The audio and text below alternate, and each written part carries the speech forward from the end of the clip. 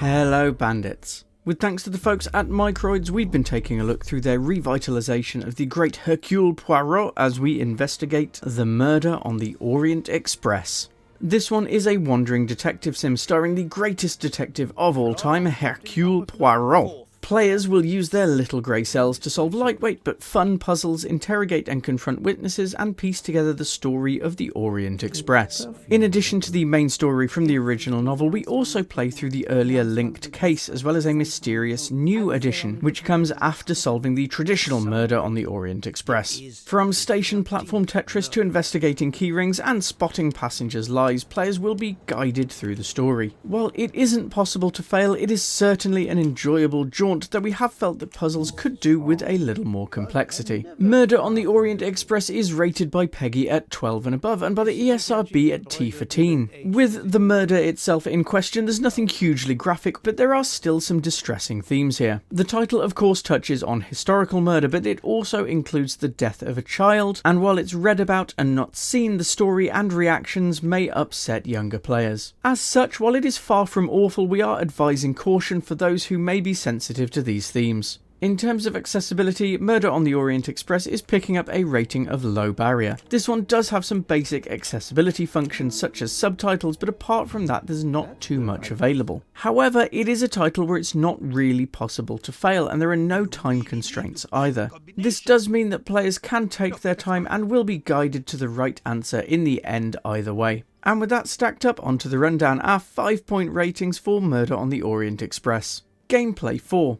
They are fairly simple, but the puzzles in the title are mostly pretty fun. Murder on the Orient Express does hold your hand a lot more than we'd like for a game such as this, but if we're getting it right first time anyway, it's not that much of a problem. Visuals 2. While the art style itself is great and well implemented, poor character animations make the title look incredibly dated. The scenery is mostly nice, though this can suffer as well at times, and overall it feels like this one just needs a bit more polish. Audio 3. Sound effects are all nicely thought out, and the soundtrack also works pretty well. Voice acting is good for the most part, but there are a few voices which fall quite far behind what we expect and should really have been re-recorded. Narrative 4. You'd have to hope that a game based on a story by one of the best authors of all time would have a decent narrative. Strangely, there is an odd blend of modern technology and older original setting themes which do feel a little anachronistic. This video game adaptation also adds some more story which might not hit the heights of a world-leading bestseller, but is overall pretty good.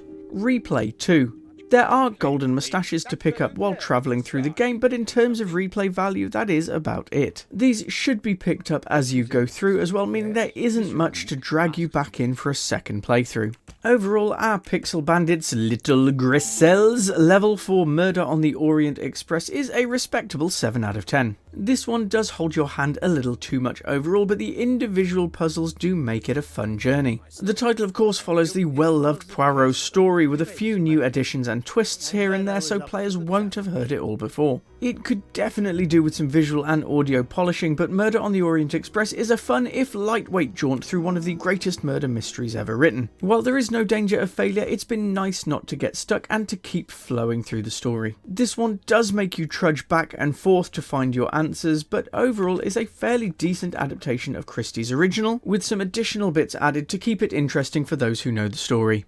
As ever, to provide our review and common sense parents guide, we received a free copy of Murder on the Orient Express from the folks at Microids.